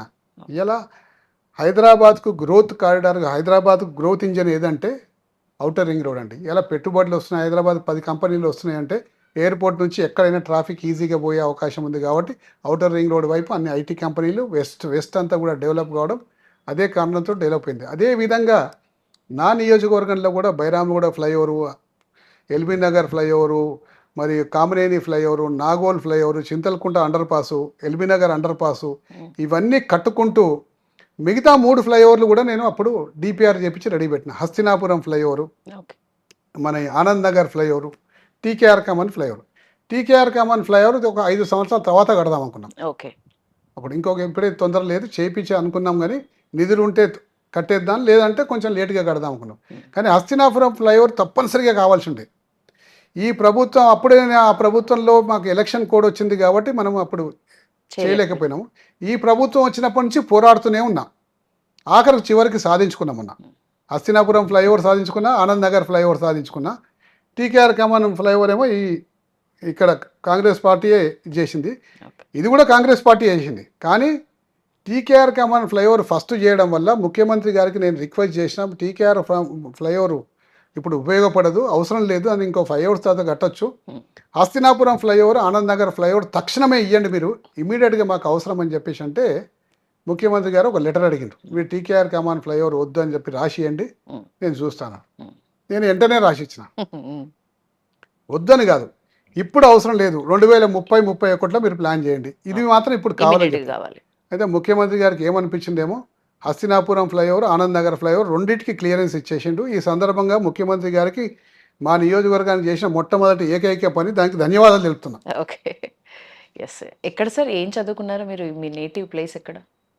నా నేటివ్ ప్లేస్ అంటే మా చిన్నప్పుడు మా గ్రామం మునిపంపుల గ్రామం, నల్గొండ జిల్లా, రామన్నపేట తాలూకా ఉంటాయి.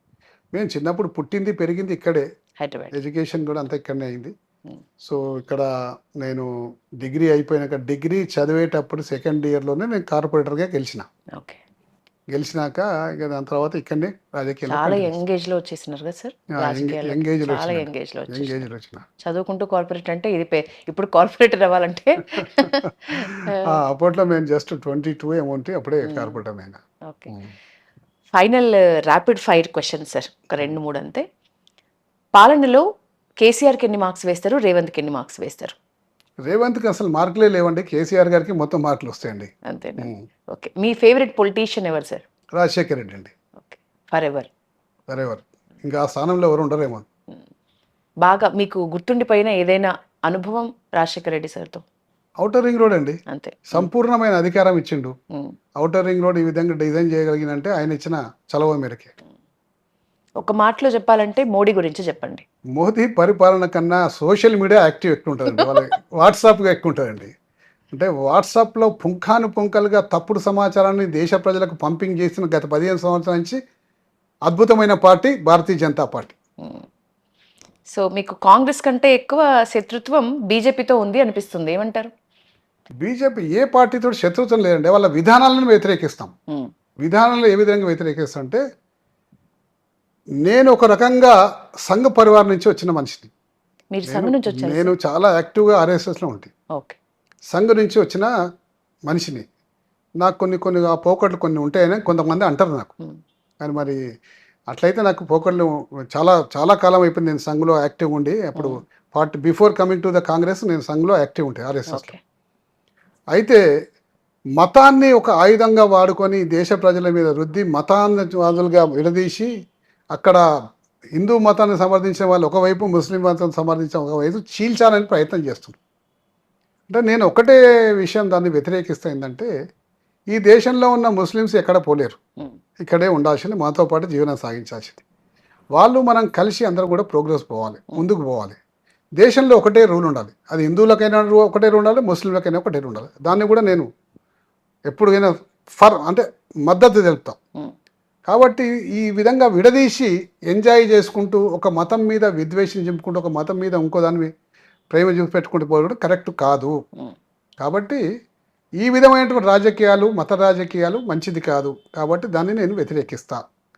రెండవది, ఎక్కడ ఏం చెప్పినా ఏ గట్టి ఉద్యమమైనా ఆ ఉద్యమం చేసే నాయకులకు విదేశీ సంబంధాలు అంటగడతాం.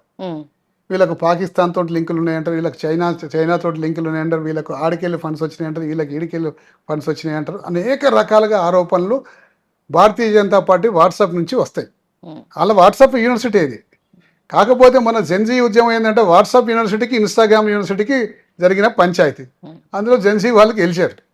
కాబట్టి అటువంటి తప్పుడు ప్రచారాలు చేయొద్దని చెప్పేసి భారతీయ జనతా పార్టీని కోరుతాం. దాన్ని తీవ్రంగా విమర్శిస్తా. రామాలయ చోరీని తీవ్రంగా విమర్శిస్తా. బీఫ్ కంపెనీ నుంచి నిధులు అనుకున్న భారతీయ జనతా పార్టీని తీవ్రంగా విమర్శిస్తా. సో ఈ విధంగా మఠాధిపతుల్ని, పీఠాధిపతుల్ని వాళ్ళ మఠాలలో కూర్చోకుండా క్షేత్రస్థాయిలో ఆర్ఎస్ఎస్ కార్యకర్తలు భారతీయ జనతా పార్టీ కార్యకర్తలుగా వాడుకుంటున్నందుకు విమర్శిస్తా. ఇలా తిరంగా జెండాను ర్యాలీ చేస్తుంది. తిరంగా జెండా ర్యాలీ చేసే అర్హత మీకు లేదు, పొడగొట్టుకున్నారు, ఆ అర్హతనే మీకు లేదని చెప్పి నా వ్యక్తిగత అభిప్రాయం. మళ్ళీ నేను ప్రధానమంత్రిని ఎవరైనా తిడితే ఊకోను, అడ్డగోలుగా నేను ఊకోను కూడా. అడ్డగోలుగా భాషతో తిడితే ఊకోను. మా దేశ ప్రధాని అండి, నా దేశ ప్రధానమంత్రిని గౌరవంగా నేను విమర్శించే లైన్లో విమర్శించాలి. కానీ అడ్డగోలి భాష మాట్లాడి ప్రధానమంత్రిని తిడితే మాత్రం నేను సమర్థించాను. మీరు మెచ్చే స్వాతంత్ర సమర యోధుడు అంటే ఎవరు సార్? చంద్రశేఖర్ ఆజాద్ అండి. Yes, thank you so much sir. మీరు మీ వాల్యుబుల్ టైం మాకు ఇచ్చినారు, ఎన్నో షేర్ చేసుకున్నారు. మీరు ఈ టైం ఇచ్చినందుకు థ్యాంక్ యూ.